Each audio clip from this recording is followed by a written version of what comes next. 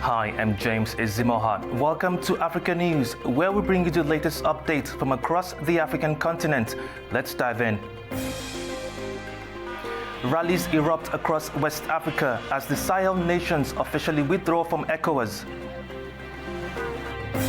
UN Security Council meets to discuss the situation in Congo as tensions continue to escalate. Sudanese army celebrates major victory in Khartoum after breaking months-long siege.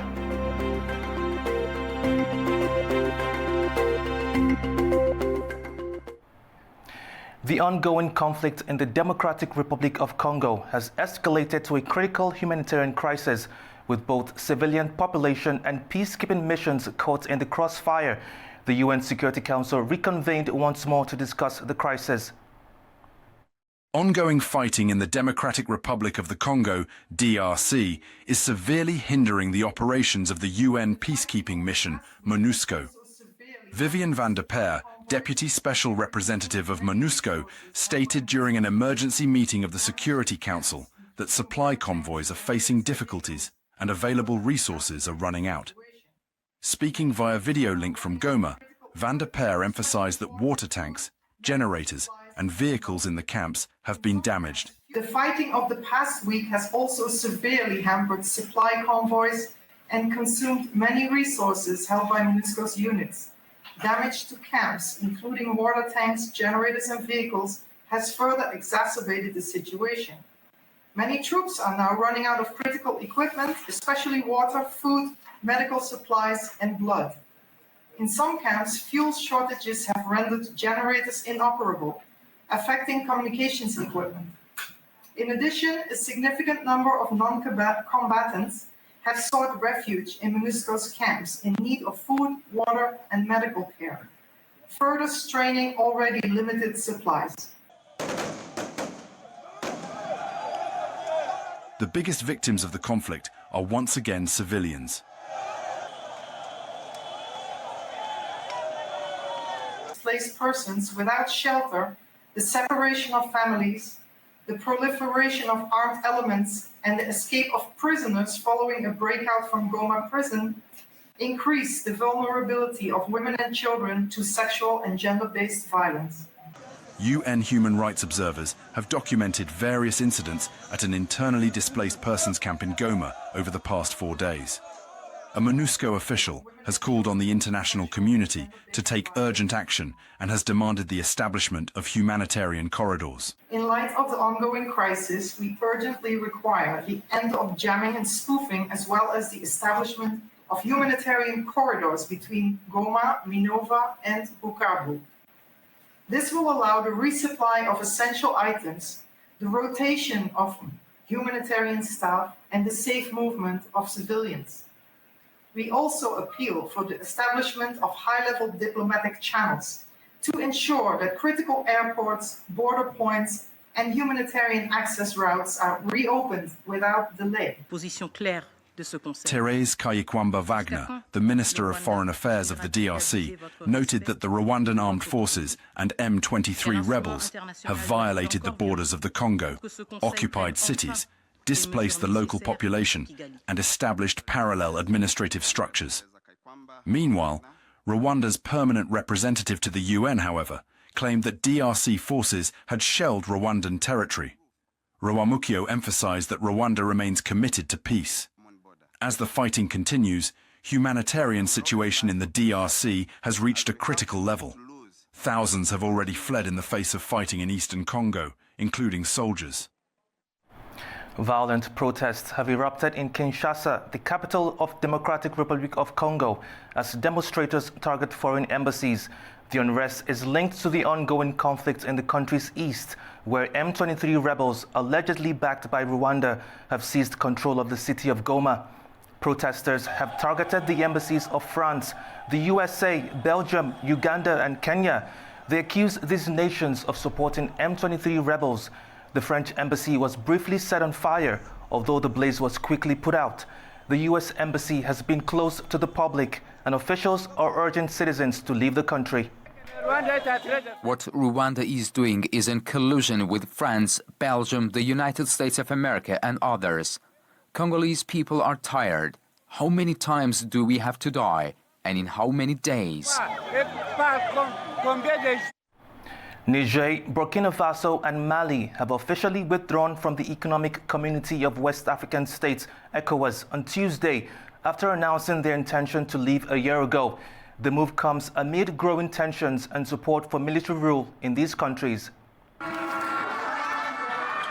Niger, Burkina Faso and Mali, the three Sahel countries, all under military rule, made the formal announcement after months of growing anti-ECOWAS sentiment on January 28th. Thousands gathered in Niamey and Ouagadougou to show support for the decision, with many expressing frustration over the regional bloc's response to security challenges. Since taking power, the three nations have increasingly turned to Russia for assistance in combating Islamist insurgencies. Across the Sahel, demonstrators voiced their strong support for the country's decision to leave ECOWAS, reflecting widespread dissatisfaction with the bloc's approach to the ongoing crisis in the Sahel. We have understood that this is ECOWAS, which was created as People's ECOWAS, no longer serves the people. It serves a master outside ECOWAS. This is imperialism. You are well aware that after the regime changes in Mali, Burkina and Niger, ECOWAS created a standby force to say they would attack a founding member of ECOWAS. Yet, this standby force should have responded from the first day terrorism made our lives impossible. We marched blindly and they stepped aside, continuing to serve imperialism. Today, we have understood that only struggle brings liberation. We are not afraid of any decision. We are ready for anything. We are ready for our sovereignty. Whatever decision Sidi Aho makes against us, we will survive because the people stand with our three leaders. If Mali produces cotton, Niger should be able to buy Malian cotton, process it, and sell it to Burkina and Mali. If Mali produces uranium, Burkina should be able to process it and generate energy. I dream that AES will manufacture cars, that AES will manufacture weapons, that AES will develop. In Europe, take Airbus for example. Airbus is a European company with parts made in France, Germany and England. This kind of collaboration is possible, and we can industrialize AES. ECOWAS, established in 1975 to foster regional integration, now faces significant challenges to its influence, especially as these three countries leave the bloc. This withdrawal could disrupt trade and security cooperation and complicate efforts to restore democratic governance in the region. The impact on the country's membership in the West African Monetary Union remains uncertain. Calm returns to N'Djamena following an attempted attack on Chad's presidential compound. Security forces say they successfully thwarted the assault. Authorities say the failed attack on Chad's presidential compound involved a disorganized group of intoxicated men. The group was quickly neutralized by security forces, with no major casualties reported. This incident comes as a time of growing uncertainty in Chad. The country recently ended its defense cooperation pact with France as the fight against Islamist insurgents in the Sahel region continues. The Sudanese army now claims control in the nearly two-year conflict, vowing to reclaim all remaining territory. But the RSF continues to resist, denying losses and launching new offensives. The Sudanese army leaders celebrated a major victory in Khartoum after breaking a months-long siege on their headquarters. The recapture of important areas, including the Al Jali refinery, has shifted power in their favor against the paramilitary RSF. Sudanese Army Chief of Staff Mohammed Othman al-Hussein declared a turning point in the war in hopes of reclaiming all remaining territory and restoring stability as the army pushes forward against the RSF. With the victories achieved, we say that we have reached turning points. The first turning point is that from this time and place, a new history for the state of Sudan and the people of Sudan begins. From here, the armed forces will move forward to cleanse every remaining inch of our homeland.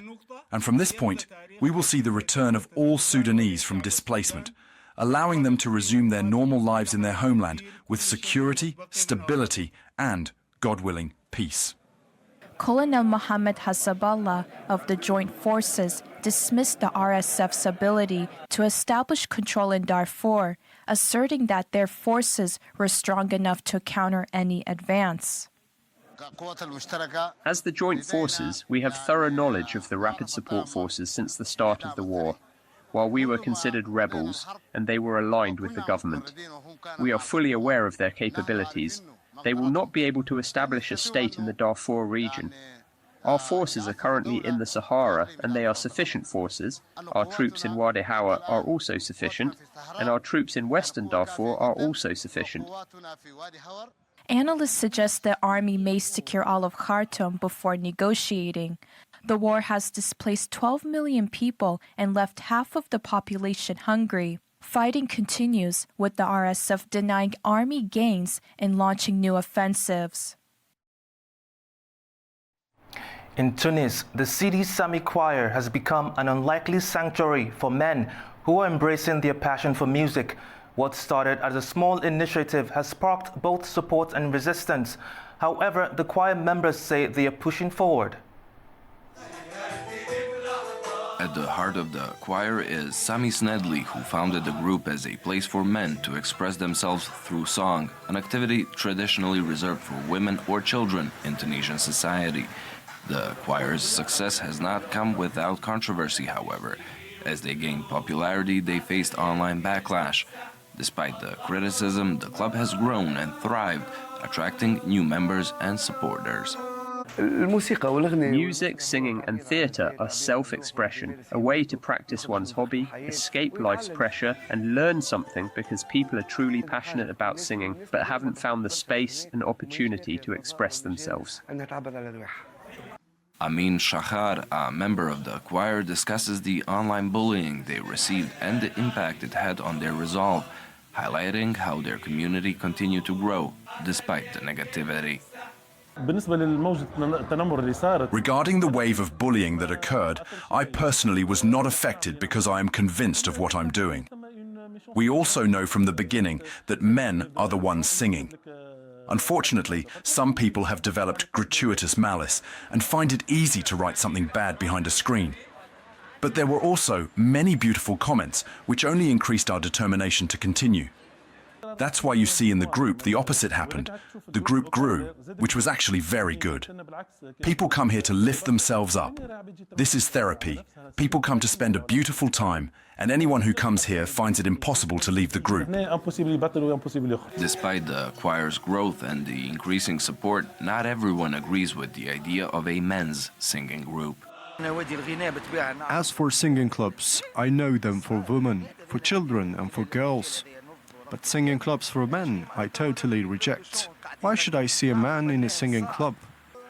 I only know if he's an emerging artist who studied music and became an artist, not sitting in a women's singing club. We know men as composers, musicians, artists, but this is a singing club. So singing clubs are for women, and therefore I reject any man being in a singing club. The group plans to perform at cultural festivals across Tunisia, continuing to challenge traditional norms and creating space for men in a domain once reserved for others.